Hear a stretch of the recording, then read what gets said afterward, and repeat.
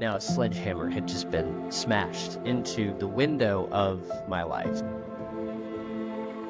All of the stuff I knew and held true in my youth and in my childhood suddenly was gone. It was like it poofed. And suddenly I'm standing there in utter darkness and then shock. And so I wanted nothing to do with God. I wanted nothing to do with church. It's not just that people get up one day and want to no longer believe in God. No, it was literally felt like my very being was like coming apart.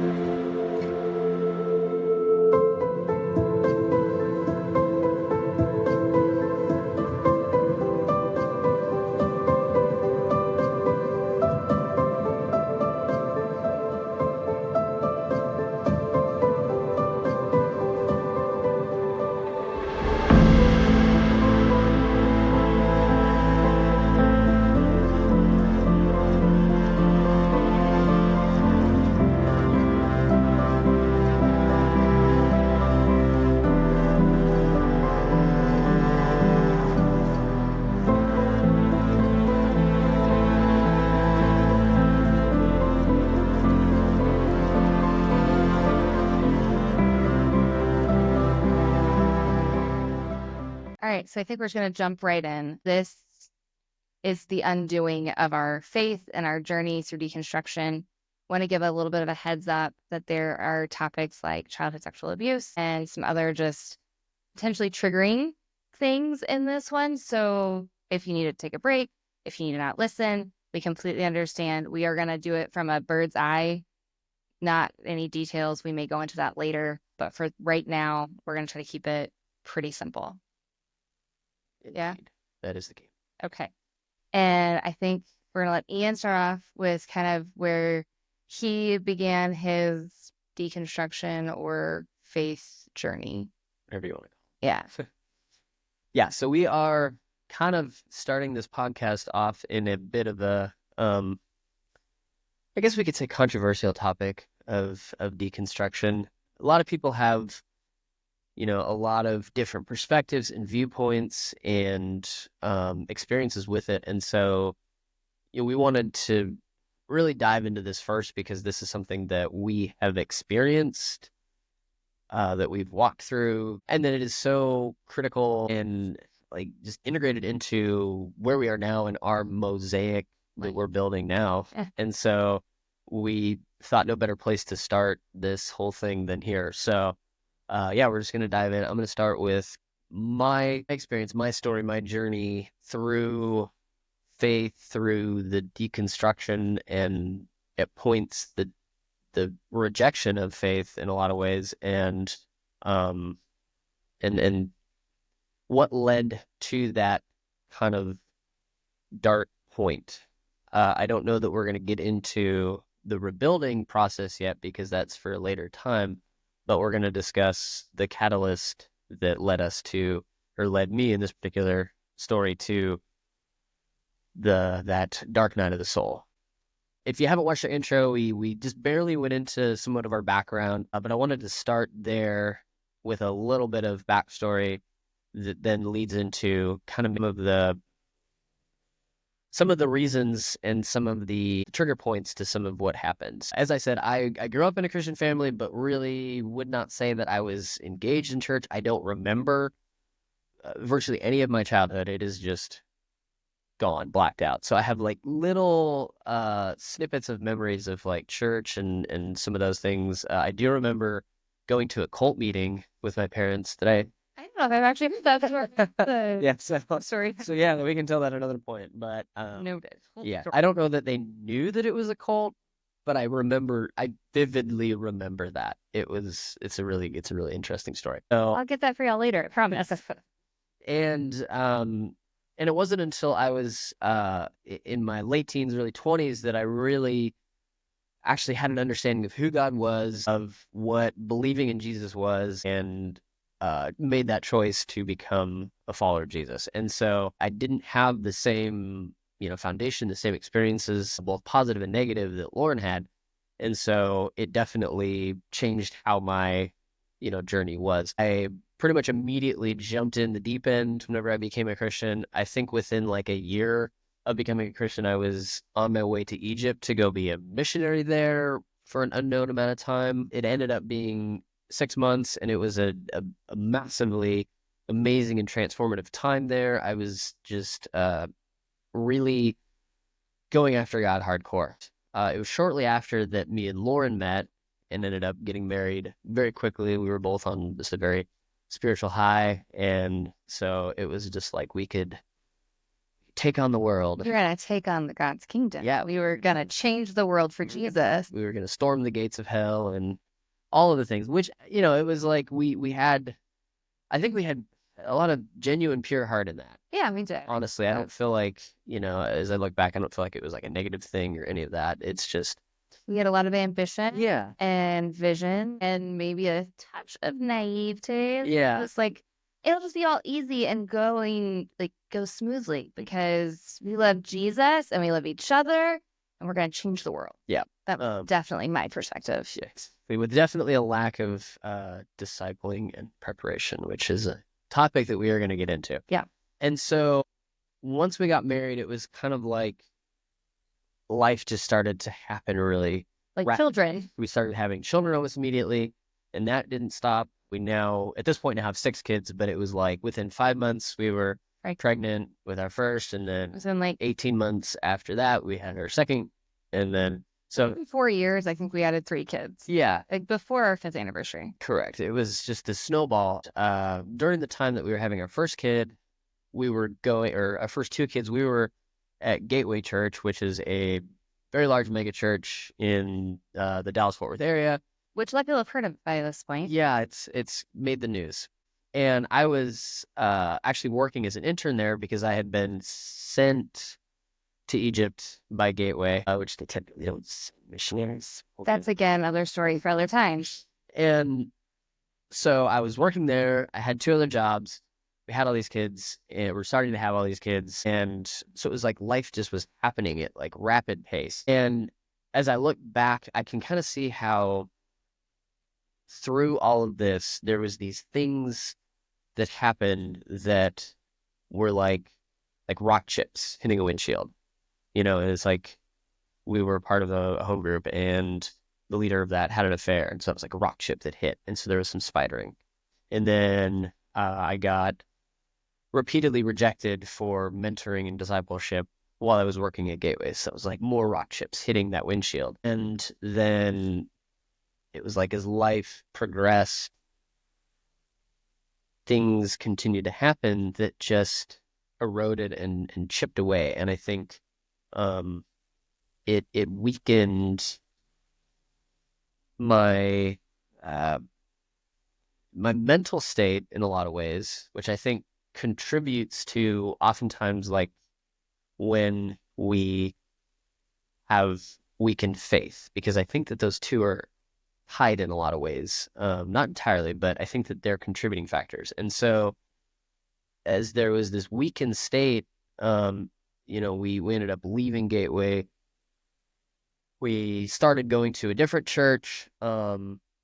Marital issues continued to get worse and harder and harder. And it's amazing that whenever before you become a Christian, you have a past. And then after you become a Christian, it's like all those things and all that baggage and all that trauma from before, it doesn't just magically go away, believe it or not. And so I brought a lot of stuff into our marriage that caused further, fracturing and cracking and all these issues that in a way, a naive sense, I believed marriage would solve so many problems, which it didn't. It amplifies in a lot of ways. Marriage is a crucible that will show all of the weak spots that you have as a person. And all of those were showing up. And so we got to this point where we decided to leave Gateway Church, and we started going to this new church plant. It was called Catch the Fire DFW. And we were really excited about it. And initially it was just, we have building community and it's really great.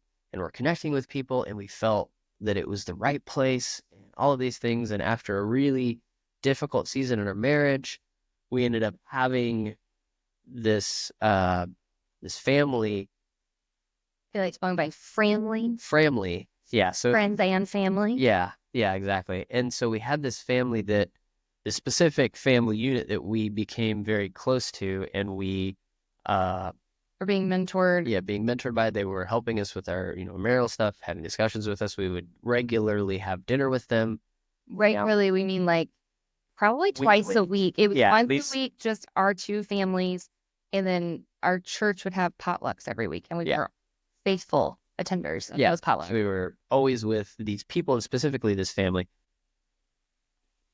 And things were starting to feel like they were getting better. Stabilizing. And then we had probably one of the biggest bombs in our life drop. And we found out from our boys, who were very young at the time, we're talking 2 and 3, that the youngest child of this family, who was 12 at the time, was sexually abusing them. And it was just like a bomb went off in our life. And I'd been talking about the windshield and how like you get those cracks, and it was just like now a sledgehammer had just been smashed into the window of my life. And so that was the breaking point for me. And it was not just that, but it was everything about how it was handled. The church basically, after they confronted him and he confessed, they basically did not talk to us. They wanted to restore him. Yeah, they didn't want to ruin his life. He was best friends with the pastor's son, so immediately after, like, he went to a movie with them and all these things. And we were basically just, I don't think they reached out to us after they initially told us for 14 days. Something like that. And we're just kind of like, what on earth?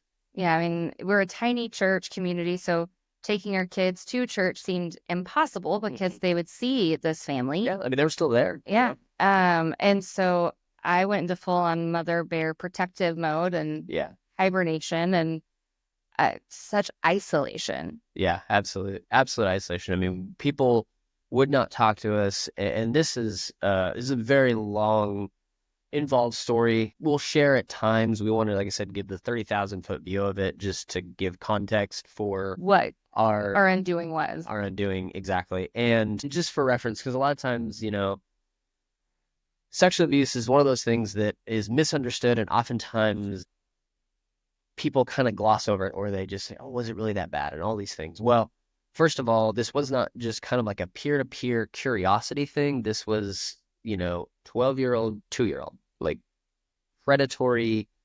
Everything that happened was rape, was methodic, was predatory. Yeah. So this was not just some innocent, not to say that any thing is like really completely innocent, but it was not a curiosity thing. This was a repeated, methodical, predatory thing. And obviously, like, who knows what was going on in his life to where he was there, but it was the impact was severe. Yeah, a very, very serious thing. Church did nothing to deal with it. They did not do what they were legally obligated to do of reporting it. They did not. I did, though. Yeah, we ended up reporting it. And, as things have progressed, it's like we've learned that even what we had any clue of and understood then, the magnitude of this was so much more from a legal standpoint, from all of those things that honestly, even the court systems did not handle properly. And so it was a huge deal. We just want to like really put that out there, that these kind of things are a huge deal and should not be swept under the rug. They should not be disregarded. And our kids, who are now much older, years have passed, still have conversations. We are still actively recovering from the impact of that event. Yeah. Or events. Yeah. And this is actually a topic that we are going to really go into, because it's something that we are passionate about, and something where if 1 in 4 kids are sexually abused, like, there's a huge issue, and the church needs to be doing something very different about it, and parents need to have a lot more education about it. And so this is something that we are going to get into. But to the deconstruction story. So, needless to say, immense pain, feeling absolutely abandoned and rejected by our church family, you know, Christian leaders. And my response was just absolute rage, hatred. I mean, I wanted to kill this kid. If I would have caught him in the act, I would have. I would.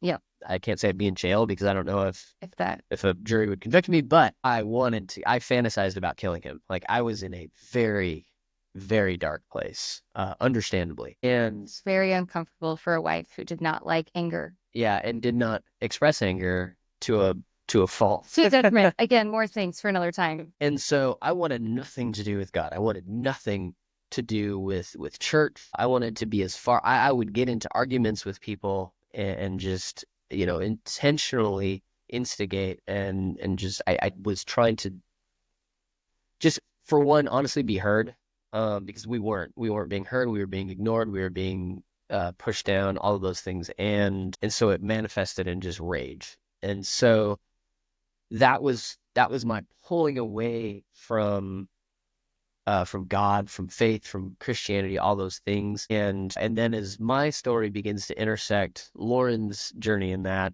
there was a kind of her. Am I going to get to jump in? Yeah, you will. And that's where I kind of want to leave mine, is Yeah. where it joins yours. So her kind of moment of undoing. Hey, that's the name. It is the name. It's weird. It's Her moment of undoing was what really led me down the path of questioning God's existence. And so we're going to switch over to her story so that she can share, and then we'll meet up in that point. Okay, so for me, it was a very different journey. Like he said, I was brought up in the church. The good and the bad came with that. I don't think I realized there was even bad until way into my undoing. And so as his windshield was taken out and he was in a dark hole of rage, I was clinging with every fiber of my being to this God that I grew up with. I tried to go to different churches. I tried to take the boys' to church. Didn't always go great. But I was desperate to hold on to that faith that I had had. And so I did for a very, very long time. And there was a night when Ian and I decided to watch the movie Troy. I knew the story, kind of like, I'd read the Greek mythology and stuff in school. I knew the basics, the premise of Troy, but I was able to watch it. And then I was going through a devotional that a friend had sent me called 100 Days to Brave by Annie F. Downs. And in the devotional, it prompts you to read different parts of the Bible, different things like that. So I had watched Troy, and the next day, the prompt was go read the story of David. And so I'm reading the story of David. I know the story of David. I've spent many of hours reading the story of David, reading through the Psalms. David and I were homies. And so I was reading it and I'm like, wait a second. Like, Achilles had his Patroclus, I think is his name. He had his first cousin, yeah. But it was his person. And David had Jonathan. They both had mighty men. They both had tension with the king. They both had, and there was just all of these, like, both were musicians. Yeah, both musicians. Like, there was all these similarities. And I was like, wait a second. And I'm a nerd. And so I was like, where in the timeline does Achilles happen? Because I was always told Greek mythology, it's all fake. It's all just fantasy. And it's evil. And the Bible is the truth, and everything is in it is infallible and absolutely true and honest. And so I was like, okay, if that's the case, where did, obviously the Greeks must have gotten the story of Achilles from David, and they adapted the true story to their fake story. And I went and did some research, and the story of Achilles being recorded predates David. And I was like, wait a second. What do you mean? Because it's got to be a lie. It's got to be a falsehood, a myth. And the Bible is truth. And so that threw me through a giant loop of it was like a free fall. Like, I suddenly was just falling and not knowing where anything was. I had spent years hanging out in the Psalms with David. I grew up with vertigo, and so I was in and out of school. I was home alone a lot.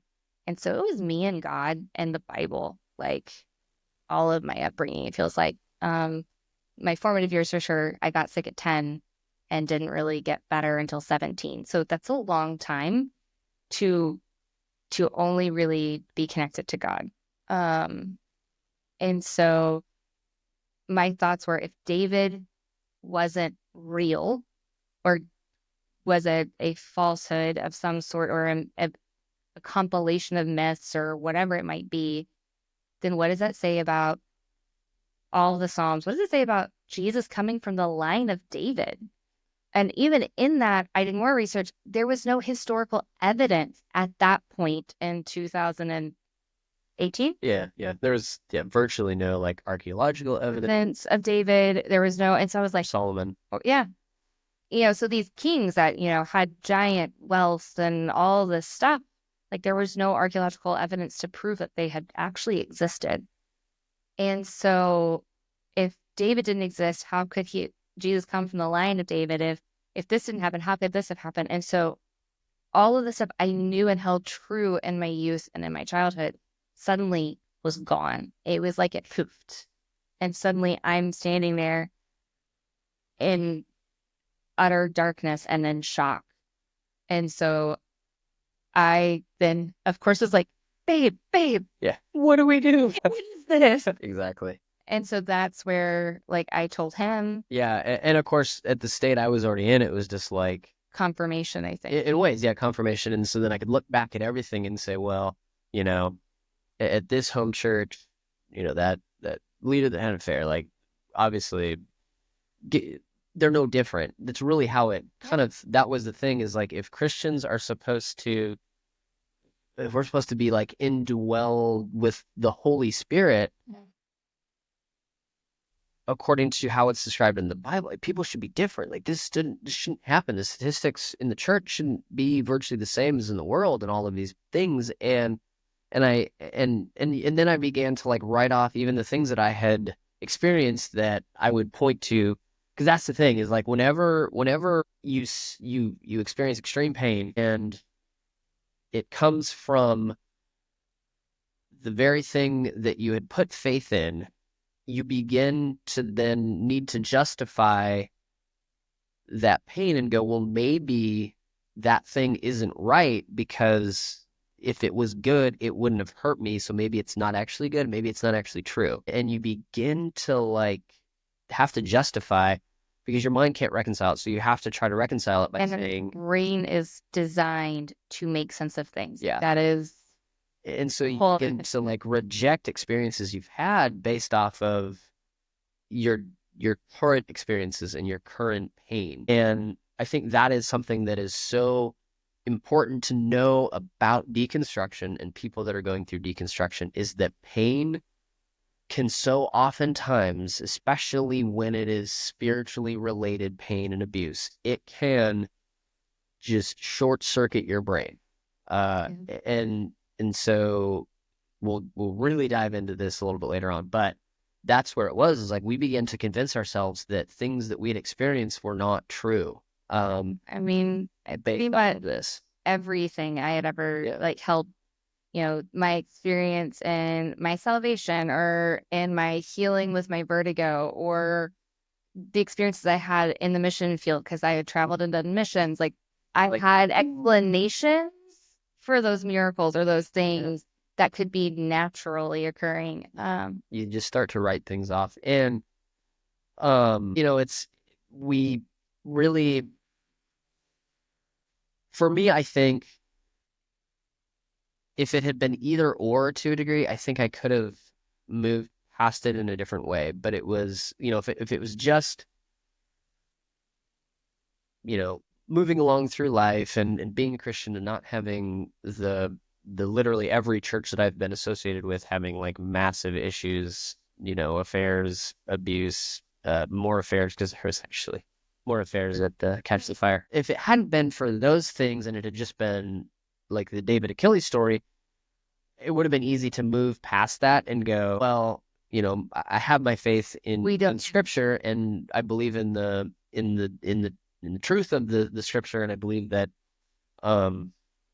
everything And you could comes together. And obviously, like, you could have continued having faith because the faith, like the opposite of faith isn't doubt, or what is yeah, so the opposite of faith is not doubt, it's certainty, because faith requires uh it requires a to a degree an assumption that, like, I can't prove tangibly that God God the Father exists. Like, I know that there's historical evidence of Jesus's existence and even records of his resurrection, but I still can't tangibly prove that God the Father exists. There's still a step of faith required. I don't have absolute certainty. Now I have certainty of, like, soul and spirit, but that's, it's different. Like that faith certainty, but it's not like I can prove that this table exists, but I cannot prove that God exists. I cannot place God before you and say, this is God and he exists. yeah. So that's the thing where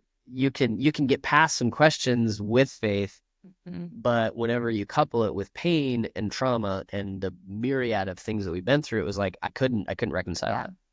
And I think that that is an important thing, is like, so often within church, it's like doubting is this bad thing. And I think that obviously there's a line of being, like, really not having faith and just being pessimistic and perhaps, like, inflammatory in it. That's an issue. But having doubt, having questions it does not stand in opposition to Christianity. It really, like it says, to count the cost. And counting the cost is questioning Whether or not. whether or not you truly believe. And I think that whenever we just say, like, oh, people should not doubt and have questions, then you're really eliminating the opportunity for people to really go and build a deeper faith. Absolutely. Yeah. And so that was that was kind of my thing, is that the everything combined came together in this perfect storm to just absolutely pull the rug out from underneath me. Yeah. And I mean, the same for me, because I think my past and like our experiences were impacting me more than like I was necessarily like aware of. And then when that moment happened, I was like, wait, if this isn't real, then none of it's real. And then I started teasing apart all of the theologies I was brought up with, yeah, all of the purity culture, the faith miracle movements, all those theologies that aren't necessarily sound. I began to question, like, because of everything. yeah, and that was the thing, is it's like whenever you step outside, you start to have a different perspective, and so you can see things differently. And it almost the downside of that is it begins to reinforce some of the some of the what your brain is trying to reconcile, of, like, maybe God doesn't exist. And so then if you step outside and you see the unhealthy teachings and viewpoints that have gone on in various different churches and denominations, then it's just reinforcing the kind of like, oh, well, maybe God doesn't exist because this is Or all maybe BS. it's not worth it because of Yeah, all of this exactly. discussion. And so that's that's how it really, I'll just in ways kind of say that it's a well crafted response and deception to pain that people experience, because I believe that the enemy is trying to remove people from faith in God, like, obviously. And so if it can be amplified, if the pain can be amplified and all of that, then that obviously will lead people down a different path. Sure. So obviously the deconstruction starts with the undoing. There's that moment, the thing, and again, it's usually different for every person, and how it all comes about. Like, our stories are different, and it may not have been like just a one moment that caused you to question or caused whatever, but a progression of events. And so it's really that's the kind of the thing. The starting point is in that undoing moment. Yeah. And I think something to keep in mind for those who are like, whether you're in deconstruction, you've deconstructed, or you are someone who knows someone who is deconstructing or deconstructed, like it is a journey. There is no like end necessarily, because so I have deconstructed, or I feel like this is my experience with it. I have deconstructed. I have come back to a faith in the Creator and the Father God and Jesus, His Son, and believing that the redemptive story, like that is absolutely where I have landed. But my faith journey still looks remarkably different than Ian's and then other friends. And this is, we're wanting to create the conversation. I may not agree with every aspect that Ian brings. He will likely not agree with every aspect I bring. Doubtful. But that is the beauty of like God is multifaceted. Like if we can just take a second, take a beat and like acknowledge like God's multifaceted and He shows up for people in the way that they need, and to give space, like it says, those who seek shall find. That was one of the things I was told on repeat of like, basically that I was either didn't have enough faith or didn't, and that they were scared for my salvation, my soul. And I'm like, I'm telling you, I am seeking. Because even in the fallout, my prayer consistent was, I don't know if I believe you're real, but if you are, reveal yourself to me. Mm-hmm. Like it was a constant, like, please reveal yourself to me. I want to believe, but I don't understand. And I think our goal with this season, at least, is to discuss those aspects. Yes, exactly. And spoiler alert, we did come back around and we are still followers of Jesus. So in case you were very concerned about us. We are still followers of Jesus, but I will say I hold a lot more space for the person still in the journey. And I also that it is God and Holy Spirit who draws them onto the side. And I think that's one of the biggest, I think more so for you, because you had far more of kind of like we have to go out and make sure everyone gets saved sort of mentality. But that is like, it's going through this process really released a lot of kind of that pressure of I have to, we have to be the ones that save everybody. And it's like, that's such, like we need to make disciples of nations. We need to be preaching the gospel, but it is God who pursues and ultimately like leads people to him. It's his kindness that leads him. And so like, I am more compelled to like bring people in by loving them, by being like, I so love God that I love you and I want relationship with you. And I can trust that God can do the work that he needs to do. It's not my job to convict. It's exactly my Spirit's job to convict. I know for me personally in this journey, there was marked points whenever God was reaching out to me, and we'll get into that in kind of the how it all wrapped up story. But it again brought a piece to me that he is not scared of our journey. He is not concerned with our questions. He not as in like he's not scared of our questions. He is to answer our questions. He's not bothered by our questions. Yeah.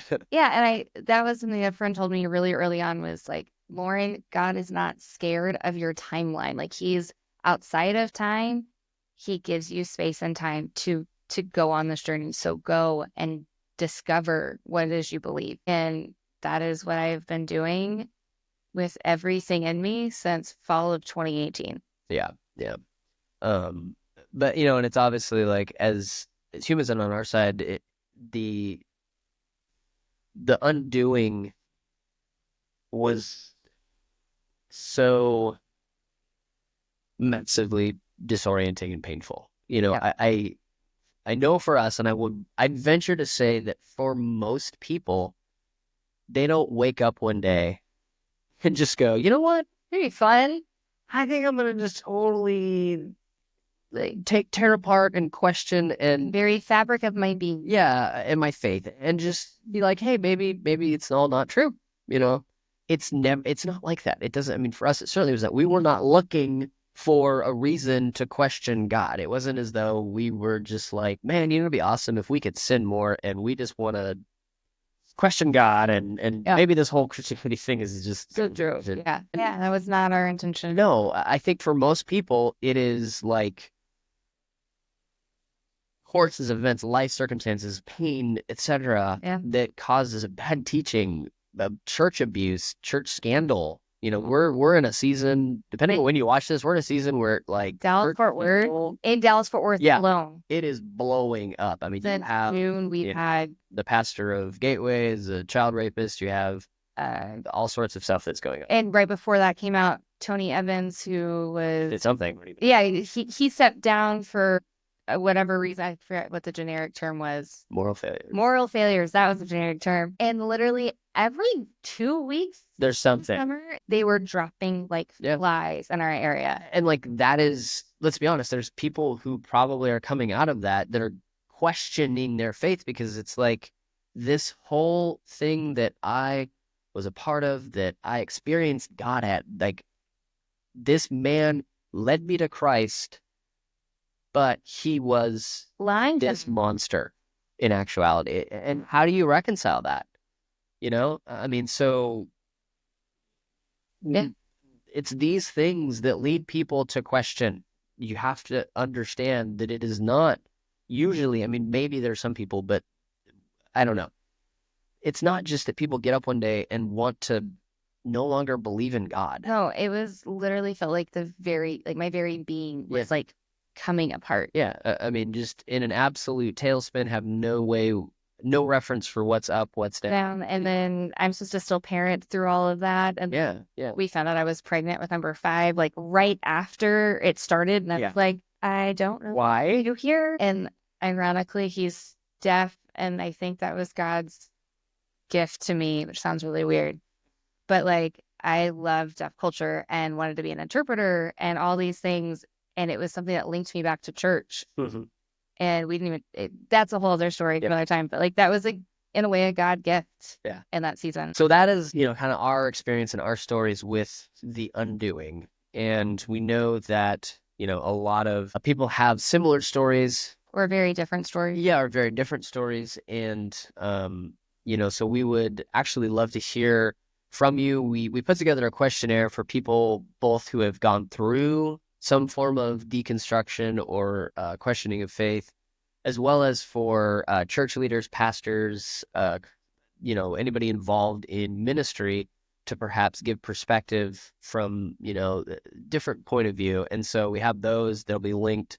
So we'd love for you to fill those out and, just share with us if you're comfortable. We promise we're not going to be, putting people on blast. Yeah, putting people on blast, putting any names out there. We only will share stories with permission.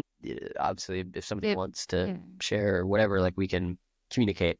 Yeah, we'll give generic, like we may share generic responses. There's some, multiple choice. There's some scales. So we'll give like the average was this, or things like that. Generic themes of people, how they've felt or how they've what they've experienced. Yeah, because that's kind of what we're wanting to compile, is data on all of this, of really like what do people go through, what do people feel, what does the church see, and what is their perspective. Yeah, and I know for me in my deconstruction, I felt so alone and isolated. And yes, there's a ton of deconstruction groups out there. They get a bad rap because they're just trying to pull people away from the faith.